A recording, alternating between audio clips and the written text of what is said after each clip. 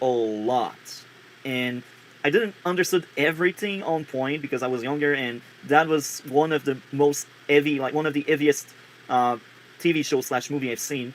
Because I Yeah. was into like popcorn flicks and simple things, and that was one of the most serious thing I've watched. So my first time watching, I liked it a lot, but I didn't understood everything the first time because I was younger. I was less experienced with more serious thing. Um, and my most recent watch, when I first started, I was like, oh my, this is freaking good. This is much better than what I remembered. And overall, the first season was as good, maybe even a bit better than what I remembered because I did understood it much better this time around. And Yeah. I mean, for me, it wasn't hard to understand. It's just the hard part to well, maybe not understand, but just like remember when trying to think about after watching it is just because of how chaotic and how much stuff went on at the same time. So it's like hard to remember every detail in it or like go in depth outside of just like the main story. yeah, so I think overall this first season is amazing. It's a great introduction to the teams, good and bad. Better And than any of the fucking X-Men or mutant films Fox made.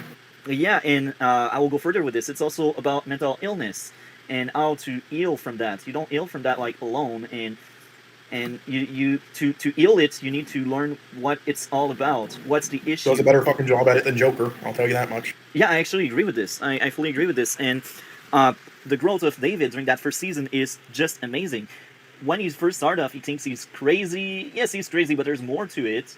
He has powers, and that's a fact. And he has a parasite that makes him crazy on top of who he is. And in my first watch, I didn't understood as well what was going on. Like at the end, I was like, oh, that's the parasite that makes him a villain. But I didn't see that parasite as being like mental illness and representation of it. And now I've seen it. Like that parasite is like the mental illness, and to heal it, well, you need to know it's the issue. Yeah, that's one of the many strengths of the show. Um, now, uh, they show a lot of things. Like the action, I think, even if we don't get that much action, the action leave an impact. It's always great action when we get some action. Um, Now, one of the most recurring thing I got going on as issues is like plot armor or people cannot aim and stuff. Um, and sometimes characters do weird stuff, like in episode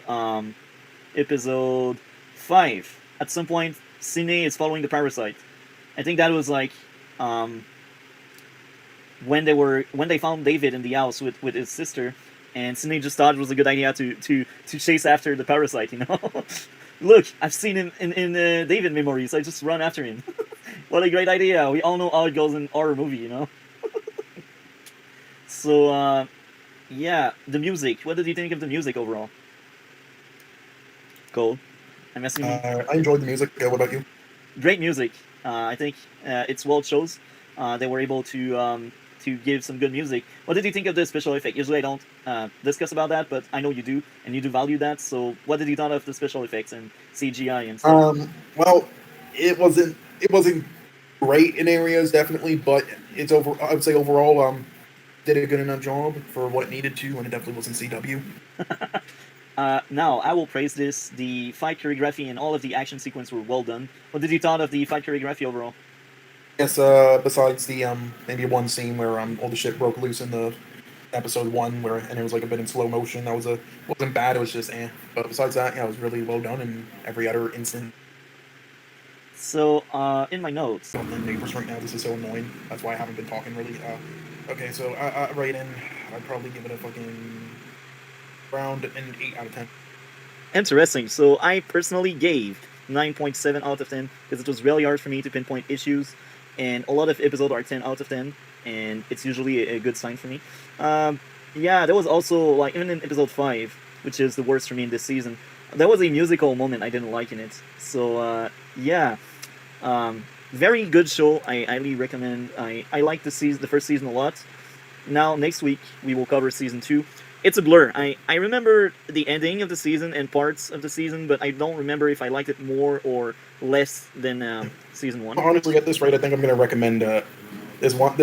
I recommended one of the films to watch a week, Blazing Saddles, as a satire comedy parody film. I'm think with how much you hate these musical scenes, I'm thinking of recommending this one other one that's also considered one of the best of all time, just because there's this one 10-minute like sequence in it where it literally like parodies that, where there's a character who keeps going stop, stop, stop every time that I do think he'll enjoy, or just none of the above. I just like random. Yeah, that was definitely one of those instances. I was basically just like, there's only one other sequel in this with this IP, so I might as well throw it in there. Let's just complete it. So yeah, I didn't. So again, I didn't think it was bad. I just definitely not anything in comparison to the first, and not great. But what I will say is great though is the first 15 minutes. I don't know what you thought of it, but I really loved the first 15 minutes of it. How that whole thing played out was definitely great. Got you straight into the film. There might have been like a couple moments where it's like you could maybe question like why a character did that or something. But the more that I like rewatch it, the more I think. I mean, the more realistic I think it is possible for like how humans act and everything. And again, especially during an apocalypse like this, and they were like they were like locked away for like months and months, without contact and without even seeing any zombies around. So like for example, when the girl at the start got bitten, she probably got overconfident, and so she wasn't even used to seeing any humans or zombies for ages. So it was realistic to me. But yeah, and that whole sequence I thought was fantastic. After that, the rest of the film was kind of just like a calm, all right, zombie film, does some stuff well. Worth existing. But and it also carries on from the first, not with the same characters, which is in the same universe. Like they show at the end like the zombies are starting to die off and stuff. At the first and stuff, and people are getting rescued, and then weeks later, it shows that like one of the places they've made kind of like a society into now. And the characters escape to try to find like photos and stuff and get other stuff from their old house, memories, and then they find her, and then realize she's kind of immune, could be a cure and stuff, and bring her back, and then. If we saw from the first film, even just saliva or blood getting into you will do the trick. Yeah. He didn't realize. So, yep, he did that. And then, spreaded the disease in there. I thought. Okay. Thought the acting was good from half of the cast and a bit cheesy from the other half of the cast. Like the side characters kind of. And there were some like good creepy thrown moments, especially like near the end when they're in like this subway area and it's pitch black and stuff, and they're using like the light thing. Whatever you call night it, vision. Night vision, and there's some good moments. It isn't like unlike the first though. It's mainly just entertainment, popcorn flick entertainment, kind of like Bullet Train. It isn't trying to be anything more like the first tried to be at times. It's more just like it's kind of the same stuff you've seen. New things. That's about it. Just trying to be a popcorn flick and kind of capitalize off the first. But I thought it was just all right. That's about it. Again, 50 people, a lot of humanity dying off. They're probably just like mainly just a little bit above the regular, strangers who became military people, and they're also a bit lousy on the job. And we saw it later on when they just decided to mow down everyone because they couldn't keep track of who was infected and not. So again, you can explain that and with their lack of security to get through. But I don't think they could have done a little bit better of a job explaining that and how it was so easy for them to get through. But also they could have done something interesting. Like again, they could have actually like had some scenes maybe of like people outside of there that are kind of choose to live outside of there, like they being like they can like they just want to don't want to live in that like small environment like facility area. They just want to take their chances and like live free. They could have sort of like what do you call them, like outcasts or whatever, like well, that's not the word, like something like just like groups, outsiders, like cults, something. I don't know, groups. Like it's clans or whatever, especially since they know, like, you're trapped. If, there's ever an infection in there, you're fucked. But, they didn't, and I thought that was a missed opportunity, and also kind of out there for, like, it seems pretty far-fetched that there's just nobody around that area out possible. But again, I guess maybe the military people kind of forced a mole in there, or, they even maybe, like, shot people who didn't, accept, like, going in there. They wanted to just clear out the whole area of zombies, but again, they didn't show it, so, yeah. So, next up. How convenient that the bike still has fuel. So this is right after the kid escaped that military zone. I was rolling my eyes. Look, it's 28 weeks later. Like, the fact that there are still bikes there and nobody within these 28 weeks thought of picking them and rolling with them, Or what if people did use them? How come this has enough fuel for them to go where they wanted? I think it's very convenient for them to find that. Well, I will say, I think unlike in other universes like The Walking Dead and stuff, where the infection is slow and everything, and a lot of people like getting out of like scavenge the entire city of like every world by now, like tires, gas, and everything. You have to remember that this is one of the only plot conveniences I'm going to defend with this film. But you have to realize that in this universe with this infection and everything, They all got wiped out fast. They probably, I doubt the majority of people even had the time to like grab a vehicle, try to get out, or like even wanted to take the chance. Like they all got wiped out, or even like mass suicide, like we saw it in the first film. Like it was that nasty of a virus, and fast and zombies and everything. So it is realistic, and then it is real, and with how many vehicles there are and everything, it is realistic in my opinion for there to be some vehicles left around like that, and with gas and stuff, especially after being in the closed environment. What's the unrealistic part though is for it to just be right there, firstly, and then secondly for it to be that close to the military thing without them taking it. Those are the two unrealistic parts of it in my opinion. Yeah. Further in the movie, the area with the kid's mother wasn't secured enough. I mean, that's a person that does carry the virus. She does not show symptoms, but she carries it. I really thought the pacing did hurt the second season. But yeah, with this third season, man, I think it's just great closure. I think it's one of the best ending we could think of a TV show that lasts for 3 seasons and that tackles deeper themes like mental illness, like good and bad, and the effect people have on others. And I would not be surprised if these writers behind the show did some research on psychology and stuff, because they are smart and they use logic and they use science in their sci-fi, and it's not stupid science. It's the brain. It's all about the brain. And I think that's one of the biggest appeal to this show. Yeah, I agree, and it doesn't treat the audience stupid. It doesn't like just give handouts, and that's what I like about it. I hate when fucking shows and films do that. Fucking dumbs it down for the audience. It's like the definition of that is that fucking Joker scene. That scene in Joker, that overrated fucking film where it's like we knew when the one girl gave him that reaction when he was like in her apartment that like he was just imagining all that the whole time during the film of her, but they still felt the need to play out the scenes and like flashback scenes of him then being on his own imagining all that, just to scream it out for the stupid audience as if we couldn't figure it out ourselves, because idiots, I guess. Whatever. Sorry if that's the right word. Yeah. For me, this is probably like an 8.5 out of 10 season again. So again, all three of them are pretty much that, between 8 and 8.5. But out of all of them, I would say the first and second are pretty much tied. And this one, I would say, is slightly lower between the two, under the two, because of some issues I have with it. But I would agree with you on the pacing, though. The pacing was an improvement in this one. It was one big thing. What would be your biggest issue with this season? Biggest issue, again, it would just be the fact that it kind of halfway through, or even like 1/3 of the way through, it is kind of already feeling the effects of like it overstaying its welcome a bit, maybe, with like before we get into the climax, at least in the big fight, with everything we already saw in season 1 and season 2. Like honestly, if there were ever to be a season of a show that wasn't canceled, where they were forced to make it shorter than a lot shorter than the other 2 seasons, and and intentionally did that, as Gotham season 5, but intentionally did it, or Stargirl season 3, then I think this one could have actually benefited from if they did that instead. But yeah, they really chose to end the show with the 3rd season. That was their plan. They wanted to do a three season deal. So I'm glad they were able to tell the entire story they wanted to tell. And this comes back to, when you're making a show, don't plan too long. Make it short, and if you can, and if they let you, do a reboot at some point, or do a sequel to your show. Like you can tell a complete story. Like to be honest, I wouldn't mind having some kind of sequel to Legion, because it was this good. Like that sequel would be one of the alternate David, or one of the alternate Sydney, or one of the alternate Farouk. Like when you're able to build a rich universe. Like, don't force yourself into making like 10 seasons and overstating your welcome. As we sing, the teams, the first season were the reason why that season was so good. And sometimes some episodes had a bit of a pacing issue, but it wasn't as bad as season 2 because it was only 8 episodes. And most of the time, it was important what was going on because they only had 8 episodes. Yeah, so, I agree. But yeah, so which show are we going to be doing the next weeks? Because you said it wasn't going to be Luke Cage. Which was it again?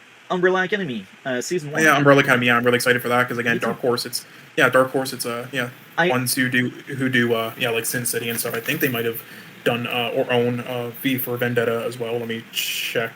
Dark Horse. I've heard about the Umbrella Academy. I have never seen it. So when you suggested it last week, that was a great idea. So they do a lot of next. Yeah, I heard a lot of great things about it, and yeah, there was this again. Elliot Page's character in it, yeah, he was like he was in the show before he came out, and then he came out later, and the show, I guess, transitioned his character as well, like in real life. And usually, like 95% of the time, I don't understand that. Like, it's like if a if an actor comes out as gay, that doesn't mean like they now have to play like every gay character just in films and shows, and that's that. Like, they're actors for a reason; they don't need to play themselves. But I heard from people who are fans of the show that the way they went about it, though, was actually pretty great, and it made sense. So yeah, we'll see with that. So I think that will be more different. But yeah, Dark Horse, they've done The Mask, Barbed Wire, Sin City, The Mask, Hellboy, 300, Time Cop, Polar, and then I believe they might Umbrella Academy, and then I think they might have V for Vendetta, that, or it might be DC or Warner Brothers, I don't know. But yeah, they have definitely like a pretty good library of like adaptations and stuff, and this is another one with the show. So yeah, I'm excited for it. Me too. Do you know how many seasons we got of Umbrella Academy? I believe around 5, maybe. Let's see. Okay, 3 seasons. I think it's still ongoing. Let's see if it is. Okay, I think it's still ongoing, but it says 3 seasons. Yes, and there'll be a 4th season coming out this year. So yeah. That sounds great. So I think that will fall 1 week before The Flash.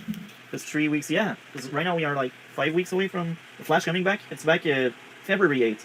And as I said on Twitter, I will try to get a few guests so we have a discussion with more than just us two, because it's the Flash true. Final season. Yeah, so, I mean, again, I hope that even though I'm not a fan of the Flash show, the one thing I at least like about it is the characters are better done than the majority of CW shows outside of the main 2 good ones. I would say bullshit he's done and being charged felony crimes many times in court and getting away with all this shit. Even if you put aside all that, he's just an abysmal actor and shit in the role. He is embarrassingly bad as the Flash. It's like a parody of the Flash. It's like if you take a comedian from SNL and make him the Flash. It's embarrassing. He had hope at one point, Ezra Miller. Like, again, there was Perks of Being a Wallflower, which is very odd as rise, and there was that one film we did with a certain director. I believe it was this more indie-ish film where it was the same director who did that the Devil All the Time film. Yeah, it was called After School, very indie-ish, but it was a solid film. Yeah, he was good in that as well. And then there was a 3rd film where it was had like John C. Reilly in it. It was like kind of like based off of like a school shooter type thing, which Ezra Miller played, ironic, but called like We Need to Talk About Kevin, which he was good in that as well. So he was on the rise, but then he just started getting shittier and shittier with his acting. And maybe all the things he's done outside and the fucking drinking and stuff was a part of it. I don't know. And God, he's just a creep in those Fantastic Beasts films. He's so abysmal in that as well. Yeah, he is just falling off a cliff. Like, again, even putting aside all the drama with him and shit he's done, he's just not a good actor anymore. But because of everything that's been going on with him, and because he isn't a good actor anymore, they can get him for super cheap, which is why it saves them money. So that's why they would do it. Even if the film was terrible, but now because of this, they just fucked them over. And the Warner Brothers is still trying to look at giving the directors and the actors from it a second chance, apparently, from reports and with James Gunn and stuff, from what I heard. But even then, they fucked them over from getting other potential roles they could have from if they just released out and they saw their acting from other studios and stuff, and made them lose more money. So yeah, good job, Warner Brothers, for doing all this bullshit with no net gain because you're idiots and don't know how to handle stuff properly. Really good job. Keep canceling those animation projects and keep saying that animation. Nobody cares about animation and it's for kids only. 500 IQ knowledge there. That was my last straw with that Disney executive as well. The guy running fucking Disney. What was his name? Bob something. Or Bob yeah, where it was just like adults don't care about animated Disney films. It's like I wanted to fucking strangle you in the middle of Times Square. So the true question: do you think you have enough time before Tuesday to watch the Umbrella Academy? First season is 10 episodes. Yeah, I'll have enough time to watch season. Well, worst case scenario, we move to Wednesday. Worst case. Yeah, fair enough. But I should though. The question, no, and plus I might have to do something on. Again, I might have to do something on Wednesday and then Friday tomorrow. So how many episodes are in season 1? That's the biggest question, because if it's something like what? It's 10. 1-0. Okay, that's good. I was gonna say my max would be if it's any more than 12, you'd probably have to move it to Thursday. But 10, I can make do with it. Yeah. That's perfect. As long as no more shit happens where we keep delaying it till Thursday over and over again. That's fine. As I said, you are very important because you're the co-host, and it's always great to have a discussion, Yeah. I think now we can move on to V for Vendetta. the odd time they'll at least be the shining case in the film where they'll carry it on its back to the best they could and at least be the standout. There's never been a time like that where that was the case with her. She's always has to rely on the director or else she'll flop. Anyway, and this was another case. She was just average in this, nothing special at all. But nonetheless, besides that, yeah, I really love this film, and I really love the lines as well. Like the writing itself wasn't all too brilliant, and again, like I was afraid that like revisiting this film, this would be a film that I end up thinking is kind of overrated and overhyped, which some ratings and stuff say online on other film sites outside of IMDb. And like it wouldn't be like the best overall filmmaking with the editing and cinematography and all that, but no bit it was in my opinion still. And now the writing itself and like the story and the political messages aren't anything new or brilliant, but it still did a great overall job with it. And the one thing I really like about it again is like the memorable quotes and lines from the main character that was really compelling, and I think it really boosted up my rating and my interest in the story throughout. And yeah, there's just so much I love about this, but yeah, I'm just gonna leave it at that for now because I really want to hear what your opinion is on it because I've already seen this like a few times. But yeah, what did you think of this? That was a great movie. I only had one issue, and I think we can debunk it. Maybe not. Natalie Portman character in the early stage of the movie, in the TV station, there's a cop about to shoot down V, and it's very convenient that she is around and she saves V. I think this is the pinnacle of plot convenience. Like, well, to be fair, I think V didn't need saving it. I think he had the plan figured out himself. I think she kind of just went about doing that herself. Because we see what he did throughout the film, and we saw his line delivery. He was kind of toying with him. I think he had a plan like the bulletproof thing, or just like swiping the gun away with his sword and killing the guy, or something like that. But she went about doing it herself before he could. I think that was more the thing, honestly. Yeah, I know he could have escaped. He was a smart guy. There's no way he would end there. But it's just very convenient that she just happens to be at the right place, right moment to do the right thing, and. Yeah, well, to be fair, she was at the entrance the whole time, and he was coming out of the place, to the exit, the entrance there. So it's not like too out there. They set it up like that. Yeah. So that was my only issue. You mentioned it, the message, the political aspect of that movie. I'm not the biggest fan of politics, but I do think for this movie it was perfect, and it made sense. Yeah, well, to be fair, there are politics in every film, every medium. It's just, what you do with them or how much they stick out. There's always going to be a little bit of, political undertones or, underlying messages, at least in everything. Yeah, I think it was well done with this movie. They were really clever about it, and this is the futuristic world we can have if we just let these people in power get too greedy. If we give them too much power, this can be our future. This is why I think it's very grounded and realistic the way they depicted. I mean, to be fair, it's already been kind of... Yeah, it's already been at least in some countries, we can see it in many more strict countries like Russia and everything. This is already kind of the case, basically. China, South Korea, not South Korea, North Korea. Sorry about that. North Korea, they're starving. So I'll be right back, but keep talking. I'll be back for just 30 seconds.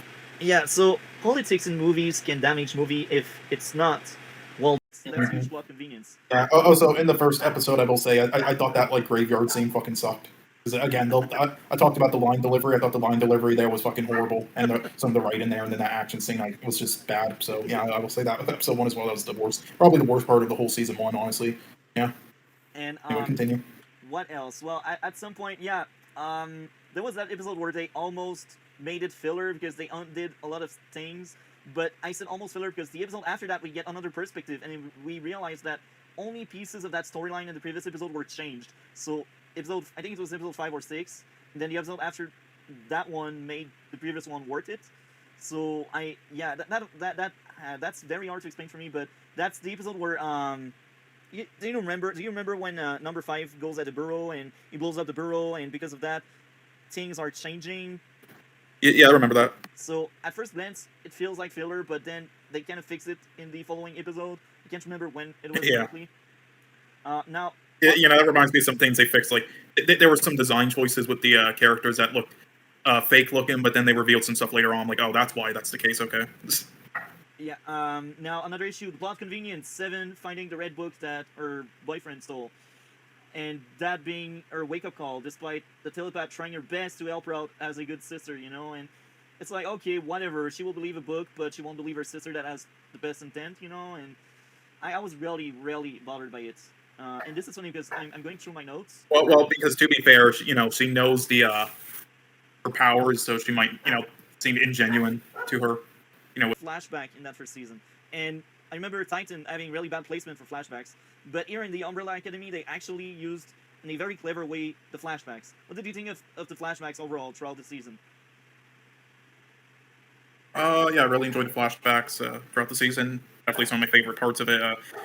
Yeah, also I will say the one of the flashbacks with Five going back into the past. I will say I glad they added that detail earlier because that could have been an error. Where he like recognizes them dead in the future because it's like, wait, how would he know it's them? But then, oh yeah, right, the tattoos they did earlier in an episode. Okay, so it's good they added that. But yeah, yeah, the flashbacks were some of my favorite parts of the season. Yeah, which one was your favorite? I'm interested. I think it was the first one when they were kids and they fought people at the bank. I think that was my favorite one because it really felt like a superhero TV show. That was the part in the entire season that felt the most like a superhero TV show. And for me, that's a strength there. And I was very entertained by it. So that was hands down my favorite, like a robot. And she was good. Like, even if I didn't mention her, I think she was very important, but she is a supporting character, so she's not as important as the main family. And what she brought to the show was good. The actress was well casted, and I liked the character as well. What did you think of her? What did you think of Mother?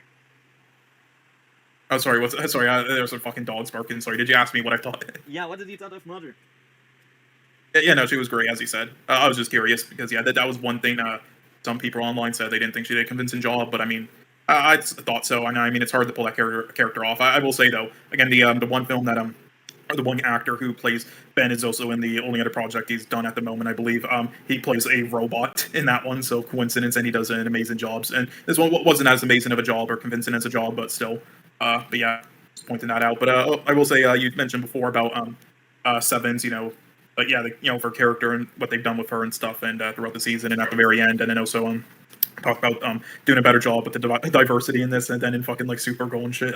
Yeah, I will say while they were doing season 3, that's when she came out as well. Now he came out as transgender, and yeah, I will say majority of the time I'm not a fan of like unless they're just actually not comfortable with playing like a certain character anymore after like coming out as something. I'm not really a fan of them just like changing characters for the hell of it. Like I remember there's an interview with this one girl who came out as gay after playing a character like 10 years ago, and then she was gonna like play her again, and the producers asked, hey, do you want us to make the character gay now? And she's just like, why? It's like they're actors, they don't play themselves. It's like, what is, I don't understand why Hollywood keeps doing that. They're actors, they don't play themselves. They can play straight characters, they can play fucking gay characters while being straight in real life. It doesn't, whatever. I'm not fucking, obviously you don't play fucking blackface, but still, I mean, unless you're Robert Downey Jr., I guess, in Tropic Thunder. Jesus Christ. Anyway, but yeah, but I will say though, yeah, of being self-centered. They are self-centered. They're narcissists. Yeah, but I will say though, in this though, I heard fans of the Umbrella Academy, yeah, because I think it was season 3. Again, it might have been season 2. I don't know, but yeah, I believe I heard they transitioned the character as well in this.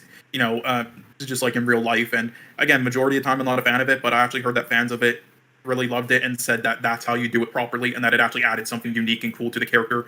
Along with like what they've been dealing with as well throughout the season 1 and season 2 and whatnot. So I'm curious to see how they execute that. Me too. You do pique my curiosity here because, as I already said it, I've never seen the show before. I've heard good stuff and bad stuff about it, but usually the bad stuff is coming from the wrong people. You know what I'm talking about, the anti-SGW, like these people... Are they not a fan of the show? Yeah, they ate the crap out of it. But I still heard good stuff, and I don't care about what the anti-SGW may think, because, in fact, they are propaganda tool as much as the people that are leftists, yeah. and they disregard yes. Yeah, like I believe, yeah. So I looked it up. Yes, I won't say the name, but I'll let that be in season 2 or season 3 when watch it unfold. But yeah, the character number 7 does change her first name, so yeah, to a male name. So you'll witness that. I won't say which name it is, but yeah. That's yeah, I mean, I will say though, with the anti-SJW, I mean, there are flaws with this show, yeah, but yeah, I will say it's not like. There's way worse shows out there. This does a very good job. I would say this is like a good version of like what's some. I know this is like a good version of like what something like Titans tries to accomplish. You get. No, but then you can't make more money off of it. We need to milk it. And now I will admit something. I do think the 3 brothers are actually much more interesting than the 2 assassins we had in season 1. The 3 brothers, man, they are like great. They barely speak, and they have that charisma and that presence on screen just because these are the murderous brothers. They are, I think, the one that carried the show over for me this season.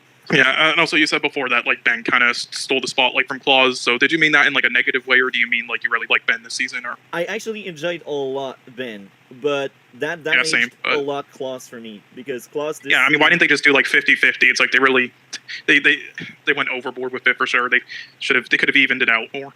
Like I felt like this season had no material for Claus, so they just made him a jerk. So Ben is the likable one, and I think Ben is actually much better this season because he feels much more like his own character because of the times he take over Claus' body, and just because of his self-sacrifice nature at the end, like to save Vanya and stuff. I do think Ben was much better this season than last season because I said it last week. In season 1, Ben only felt like an extension to Claus. It didn't feel like his own character, but this season they course corrected, and that's great for me. That's one of the highlights. So like the winners for this season are the brothers, and I think the second one for me would be either Ben or the telepath girl, the one that gives rumor power. You know. Yeah, I know. Talking about, I forgot her name, but yeah. What was her name again? I can't remember either, but I think she was a great character because this season she felt like she learned her lesson to not abuse of her powers, and this is a great character change for me because it bothered me a lot in season 1 how powerful she was and all she thought she deserved to be that powerful to control people, and her backstory with her daughter is very interesting to hint at a character flaw because it's wrong what she did to her daughter, but that's telling of a character that bothered me, but not because it's a bad character, it's because it's too good. But this season they kind of correct it by telling you she didn't use her powers for like 2 years, and then because of the riots she used her power again. Good. And then at the end he is not as obnoxious as a bigot, or he's cured from bigotry, that could be a way to make it right. But if it's the reverse, then you start off great, and then just because you're not happy with that great character, you turn him into a bigot and nothing more. This is when you fail. I mean, again, I've seen this done before, though, in like many shows and films and many revolutionary ones with this like type of premise with a character. And again, there are many times you can do it where it's well done. It's just this was not one of those times. It was really just there was like no tonal shift to it. It was just it was just really manipulative in my opinion, and it wasn't effective. It didn't work for me. It was just annoying. But again, there are ways you can do it right. This was just not one of them. And there was also I was going to ask as well. Did you like So would you say, again, it's a bit different. It's more for a comedic effect than straight up villain, and didn't change throughout the show at all, and then dies. But I'm just curious, did you like the one racist fodder character in Peacemaker more than this character? Actually, I did. I think again, different character because it's more comedic for comedic effects, and just a straight up villain the whole time and then dies. But still, I was just curious. He had charisma, and this is very interesting because we speak about racist and stuff.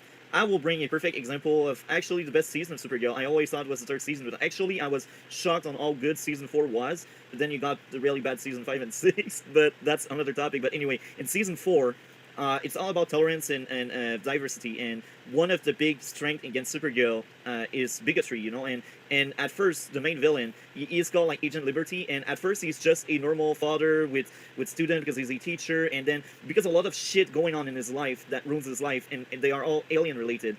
He started at first to just don't really like the aliens anymore, and then at some point the kind of apathy he has toward the alien turns into some kind of hatred for alien, and then he became a full-blown racist toward aliens. And this is like the driving force of that character. Like he wants the humanity to be human again, and that was some kind of arc where he was fine, and then he turned like full of hatred. And I think it was done very well, and at the end they didn't really redeem the character because he remained the villain, but at the end he realized he was partly wrong. Even if he didn't became a hero suddenly, he still realized he was just used by other strength outside of himself, and his hatred was really what was driving everything, and this is a very interesting approach. You don't necessarily need to redeem a character, but if you build a good story around him and you make him realize there's something wrong, then that's good. You don't necessarily need to make him change, At the end he was still a freaking racist and stuff, but he realized it was misplaced and he was only a puppet for someone else. Favorite character. He is amazing. I just like the character a lot. So what would be your grade out of 10? Yeah, this is definitely a downgrade, but I still enjoyed it. So I gave the last one around the 7.5 out of 10. This one I'm going to give around a 6 out of 10. And again, for your rating system, might be low, but a 6 out of 10 equals good or solid to me. So yeah, good, but definitely a downgrade for sure. For me, season 1 was a 9, a strong 9, and this season is a weak 7. I think that season was very average, very mid. Like, it's sad because I feel like the characters are just great, but the story around them is not good enough because we just add the same plot twice with a few change on, like, the opposition force and stuff, and we had, like, subplots that are different, but overall, it was still the same thing as season 1, just done not as good because it was already done before in the same show. Well, in season 1, I could argue with you because I liked Diego a lot in season 1. Yeah, I was about to say, yeah, you did like Diego. But I will agree with you. 5 was the best part of every season. And I will admit this time around, White Out the Mother, I was glad. I hated the guts out of the mother, you know it. And Layla, the daughter, that was kind of bad in season 2. She was fine this season. She wasn't great, but I feel like she was just played around for comic relief. And it's sad when your character is reduced to that. Now, I will admit, it was funny. Was it the funniest season? I don't think so. I think season 2 and season 1 were funnier. Overall, the humor and the tone was much better, I think, in season 1 and 2. I just struggle a lot with this season. Now, I think I will move on to the father. I think they did the father dirty, Hargreave dirty, in the final episode. They did him so dirty. Because I feel like he had some kind of growth and he was changing throughout the season. But the final episode just did character assassination to give the kids a villain, you know? And when this happens, that bothers me so much. I was like, he was getting at a point where I liked that character, and now they will just turn him into someone that betrays and kill people for no really good reason anymore, because bad father. Okay, whatever. Yeah, I think they really ruined that character for me with the last episode. Overall, I think that season was much weaker. Now, what did you think of the father? Yeah, he said that they thought they screwed him over. Yeah, they ruined him. Yeah, I would have to agree that was. They were trying to make you believe he was changing, but no, because he is a terrible human being. He cannot change, and that's like, okay, whatever.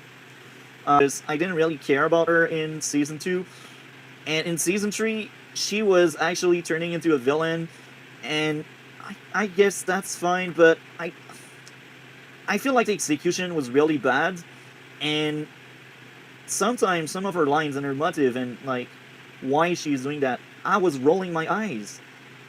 I was like, okay, because you lost your daughter, you're now turning into that crazy villain that wants to control everyone. Like, Luther is in love with someone and you dare to freaking mind control him to kiss him. It's like, it feels like CW said it. Like, even if I will defend CW the best I can, I hate that kind of a freaking plot. Why are you doing this? You know, like, I don't need to see this crap. The best plot. What are you talking about? It provides so much to the story. So, man, before we speak a little bit about season 4 and that news and everything, I think we could move on to the grade for this third season. Yeah, I'm about done. But yeah, again, it's honestly, I'll give this either this gets a 5.5 out of 10, which is just all right for me, or I'll give it a 6 out of 10 and improve season 2 to a 6.5 just a little bit because this is worse. But I'll leave it at a 5.5 for now. So yeah, that's a 7.5, a 6 or 6.5, and then a 5.5. Nice. Okay. What about you? Season 3 for me is a 5 out of 10. And for me, it's bad. When it's 5, it's bad. You failed the test, you know, and it's sad because I liked a lot the first season, but it only kept getting worse each season because first season I gave a 9, which is kind of high for me. I gave a 7 to the second season, which is average for me, and then it turns out to be bad with the third season. So I'm like, why? Like, I will give a good example of bad season. Supergirl 5th season was a 5 for me. Now, between Supergirl 5th season and this Umbrella Academy 5th season, I think Supergirl was a bit worse because they did character assassination on someone else and they turned someone that should not be a villain into a villain just for the sake of it. That was even worse. But another 5 out of 10 I would give would be Legends of Tomorrow first season. And I think actually Legends of Tomorrow first season is actually better than Umbrella Academy. And it's kind of shocking for me because the first season of Legends of Tomorrow had tone issues.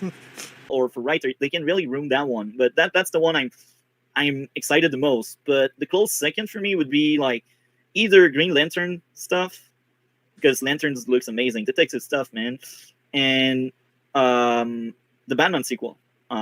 It's just great. That slate for me is amazing.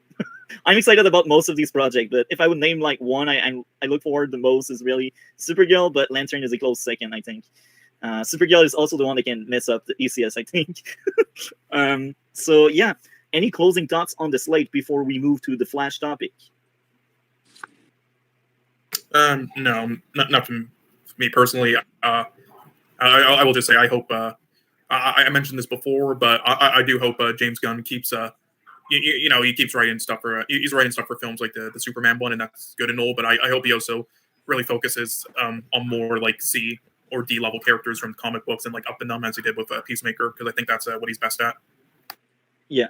And you, do you see any closing thoughts on that topic before we move on to the Flash? And nah, I just hope Warner Brothers doesn't screw up anything, which probably would happen. But I mean, sometimes you gotta fingers crossed, and you just gotta wish it happens. But yeah, that's all I have to say. So I think this is the view of everyone. Like I'm scared they mess up that one because that's like their last chance. And I think everyone involved is really stressed out about it because I know they will get fired if that fails.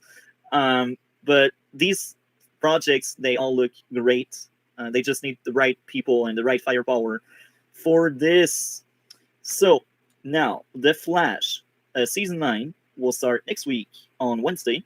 So we have the discussion about our expectation, where we gave up on the show in Cold Case, or what we remember the show as being in my case and DC case. Now to start off this discussion, Cole, when did you stop watching? What season made you give up on the Flash?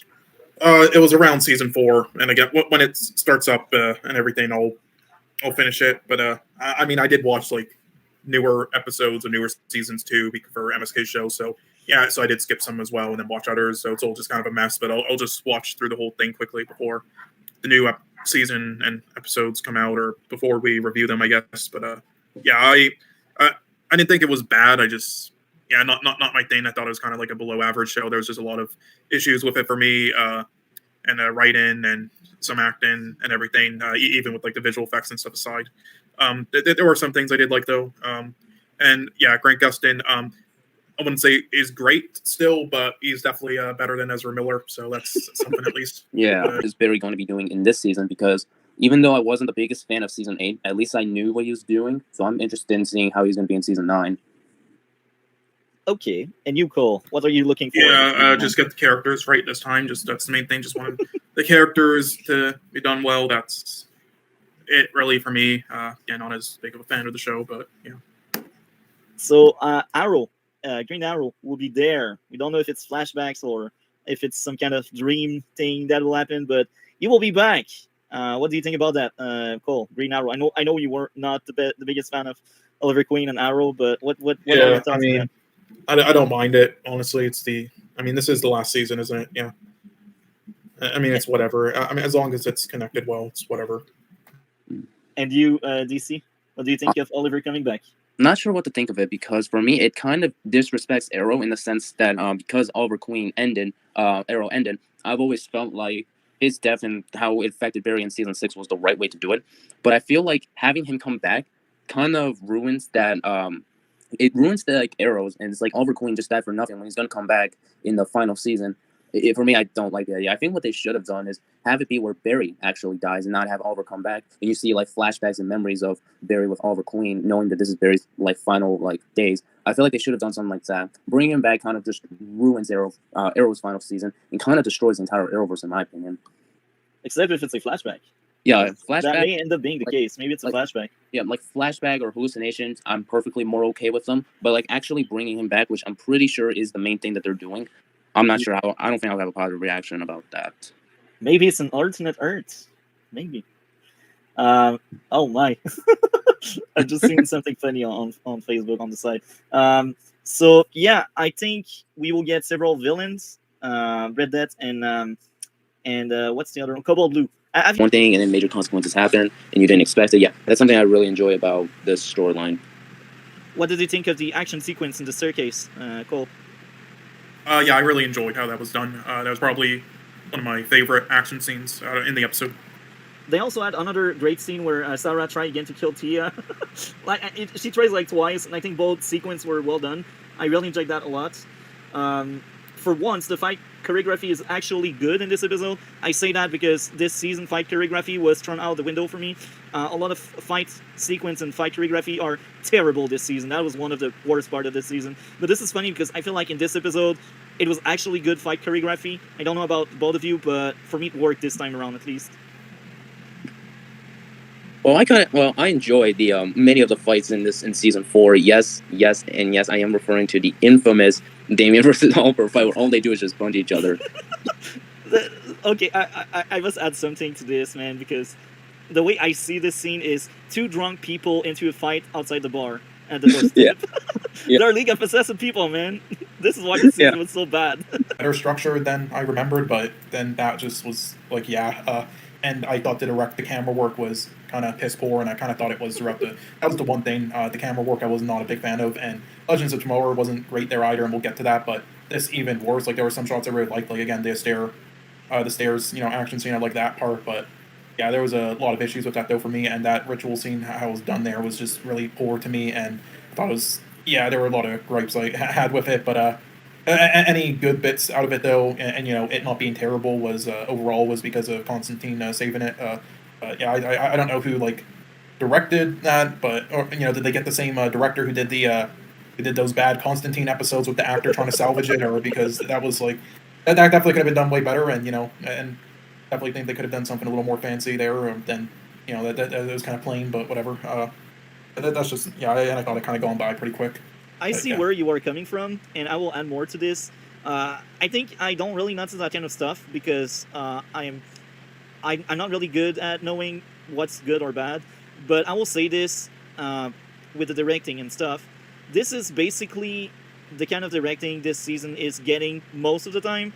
But I never really noticed how bad this was until you basically speak about that, and I see fully where you are coming from. So I think this is just because it's Arrow 4th season. I will say this. It's because it's Arrow 4th season. So, DC, what did you think of the whole ritual part by the end of the episode? I like it because of how, all you see is Constantine getting stuff to do before they go into the heaven world. And I also like that really fun moment where he has like a peacock and all he does is not all that, but he does it because something's bugging him for hours and does that. That's just Constantine being Constantine at that point, but keep going. Yeah, I don't know why, but I just really enjoyed the whole heaven dark magic stuff. It's just one of my favorite parts about this episode, and they use fantastic music for the scene when they go into it. There's just a lot of things I enjoy about it. Yeah. Honestly, I just thought of another thing I wasn't a huge fan of. Honestly, the actress, in that scene, I did not think she did a convincing job, in the ritual scene. Honestly, I would have been okay if they got another actress who could actually pull it off better and with some movements and just put makeup and stuff on her and looking bloody so you they don't recognize it's a stunt double or something or whatnot. Because I did not like her performance there was kind of lame. And kind of interesting though, at least. Okay. So now we are near the end of this episode, and Oliver basically tells Constantine, "Do you know Damien Dark?" And Constantine's answer is, "The best thing ever. Leave town." What did you thought of that final punchline Constantine had, starting with Cole? That was cool.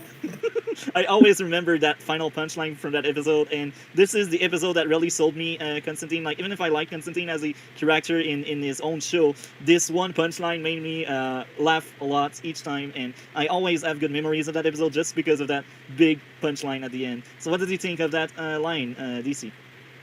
I like it because it shows that, something I like to think of is how all the Arrowverse events happen roughly around the same time. Barry losing his mother around when Oliver was around. That Oliver was around when that happened. When Oliver went to Lee and Eobard Thawne was still around. I like thinking of that. And so I like that they hinted that John Constantine had a run-in with Damien Dark and possibly even League of Assassins. And so they kind of do that that thing where if that happens, did Barry had a run with the League of Assassins? And I just like that more fun, oh, did he or did he not, kind of mystery. Yeah, but I enjoyed it. I also enjoy where really Constantine doesn't even give Oliver any advice on if there's a way to take out Damien Dark. He's like, nah, mate, just watch your back or run to town or go something. It's like, well, thank you, John Constantine. Thank you for the help. That's Constantine in a nutshell. And this is why I think he is so beloved. And I think this is why the actor is nailing the role. And this is also why I don't picture anybody else being Constantine. Even if they recast, I don't think we can beat that version. He is like the Hugh Jackman, but for Constantine. He's like I don't know, Patrick Stewart with Charles Xavier, but with Constantine. You know, he is like the OG, the Tony Stark, like the Robert Downey Jr. Tony Stark. You know, I think this is the kind of vibe I'm getting from Matt Ryan Constantine. What did you think of Matt Ryan Constantine with that punchline, Cole? I think you already asked me. Oh yeah, you're right.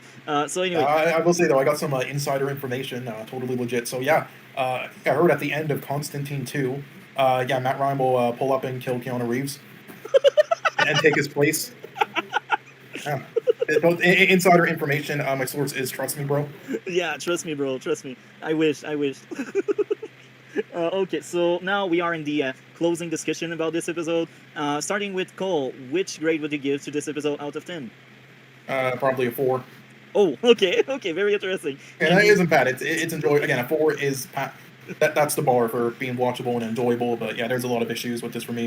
And it's Arrow and season 4. But you know, it's probably the best episode out of the season. But yeah, I really, as you said, I really hated the season. I don't hate Arrow as a whole, but I find it to be like average or below average overall. But yeah, this season was terrible. I ate the guts out of it. Like, even if I go out of my way to defend it, I just cannot salvage it. I cannot save it.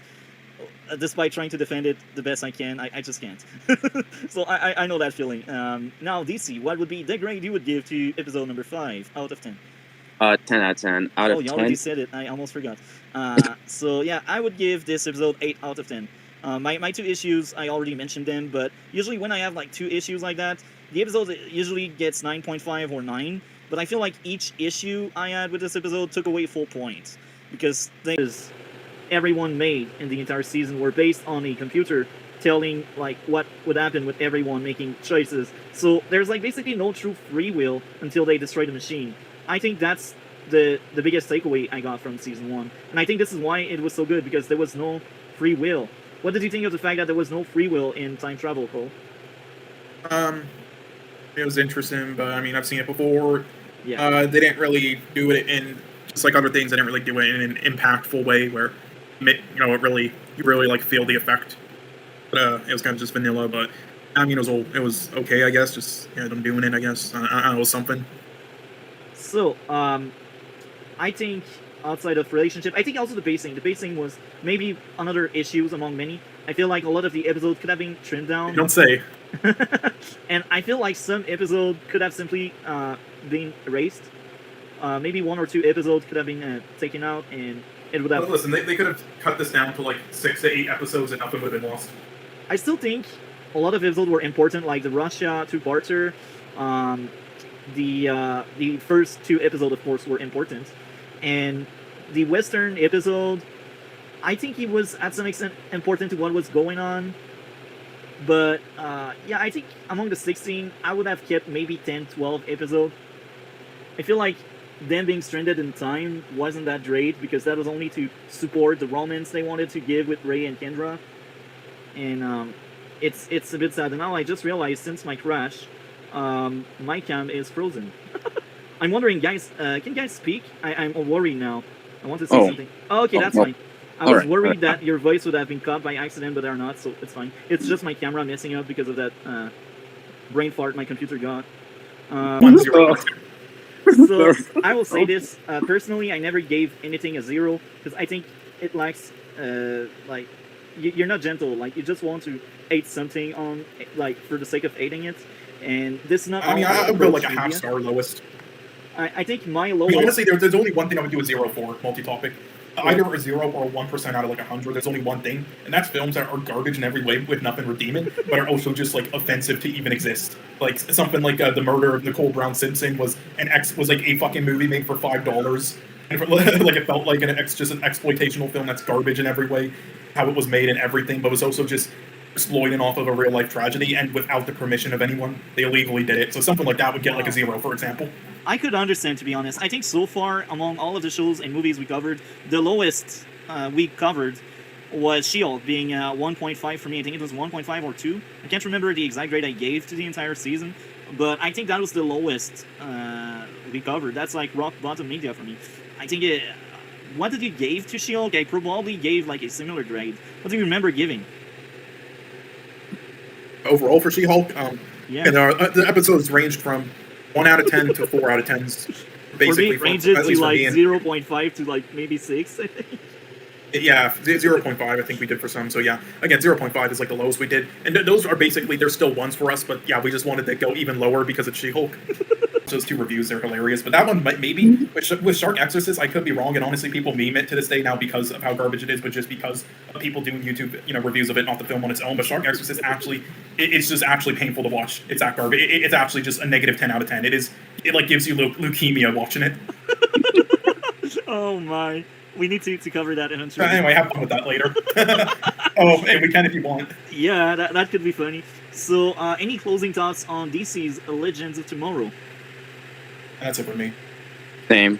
Okay, so as I said, as some kind of recap, I think the first season is clearly not rock bottom for the show, but it's clearly not the highest point of the show, so be reassured, Cole. Season 2 is much better. I think the tone of Season 2 is actually really good. Some of the ideas to make it a bit darker in the plot is fine, because the show still doesn't feel like a dark show, if you know what I mean. They don't try to be overly serious. They actually start being funny and making you laugh here and there, and it's and then go too overboard after that. yeah, that's the thing with Season 4. That's like Well, I'll at least enjoy 2 and 3. Again, I did enjoy Doom Patrol, but it's not just about that. It's the execution and how well made it is, and just again, as we showed with She-Hulk, just attempting to be funny doesn't make you funny. So we'll see. yeah, and it's funny because some of the season and later season of Legends are very self-aware, the same way She-Hulk is, but there's no reason to be because it's not good. So this is why I draw some parallel. If She-Hulk is rock bottom for Marvel, I think like some of the seasons in the middle of DC's are rock bottom for DC. But yeah, I think Season 2 is a masterpiece actually. And the third season, they start having cracks, and the show was still very good and entertaining. It still at its core was something serious, and they still tried to be funny here and there, and it worked. But this was the first season where some of the jokes don't land anymore, and this is a bit sad, but I think if you like the character, because Season 2 and 3, they really work on the character, and I think most of the cast, or at least some of the target they went for, got a lot of growth. I feel like in the first season, that was more of a setup of the premise of the story, and like that team of heroes coming together and villains, that's the feel of Season 1. That's why most of the character, they don't get that much growth. They more get they get more like of a group growth than individual growth. That's also why I think Captain Cold was the most interesting one. It's because it got the most growth in the group. And Season 2 and 3, they really work on the character well to give some growth and to make them change. This is why it was so good in Season 2 and 3. So now, DC. I can use meta-humans. I use more humans because I feel like it's something the show desperately needs, like a new sense of air, and I feel like they did that in this episode. And I know Captain Boomerang is recurring. Yeah, and I like Red Death's appearance, but I've always felt that it's a bit of what's the word? I always find it a bit lackluster that now they're doing Red Death when in reality, I always thought that Deathstorm from Season 8 was like the perfect replacement for Red Death, because I always imagine Red Death in the Arrowverse, if they're not going to do Batman or Batwoman or Green Arrow Flash, then I feel like a Ghost Rider Flash, and I feel like Deathstorm would have been the perfect replacement as the show's version of Red Death. Unfortunately, that didn't happen, and so I am a bit underwhelmed when it comes to Red Death, simply because right now was not a good time, and also I feel like they kind of wasted him with a better replacement. Another thing I also enjoyed was the Barry and Iris scenes. I like West Allen. I'm not one of those toxic fans, but I do enjoy it. I just like the chemistry between Grant Gustin and Candace Patton. I think they work really well together. And I enjoy some of the scenes where they're both in bed, and you see the stinky sock scene, Barry taking a shower. I really enjoy these scenes. Kind of helps feel like their marriage, well, not 100% perfect and has had its ups and downs. You can just see the love that they have, and so yeah. I guess one nitpicky thing is I'm not sure why Captain Boomerang would ever team up with the Red Death, simply because unless that they're doing something with Prometheus later on, or who was it? I don't remember. But it was one of those Arrowverse films that had a partner. Unless they're doing that and they're setting up later on as to a mystery, I'm fine with it. I'm just not a fan of Red Death and Captain Boomerang teaming up together. Okay, that's very interesting. Now, I think it's fair to compare this to previous season's premiere. I think the last really, really strong season premiere we had was Season 6. I liked a lot the first half of Season 6. The first half of Season 6 is among the best material the show has given us. I think the first episode was the episode with Wally, and we get them phasing through buildings with a plane. But that's like the only thing I remember from season 5. That's it. That's the only thing I remember from season 5, outside of like Cicada running away each week. Yeah, well, I remember some of the character development. Like I remember during some flashbacks, Cicada, at least before he became Cicada, he was with his niece, and because she got in trouble at school, and he was like, "You call a kid this word," and he's like, "Yeah," and then he's like, "I'm trying to be a parent here," and that's something I do remember, and I really enjoyed it because it's great development for Cicada's character. I think season 5 is very underrated because of Cicada, and I do like Cicada. I mainly like him because I feel like out of all the Flash villains, he is the one who's the most tragic and the most developed. That's very hardly where you ever see a villain as developed. And I get some people's complaints about the whole, he keeps running away or he keeps being frustrated. But deep down, I feel like things like that is not like nearly as important as character development.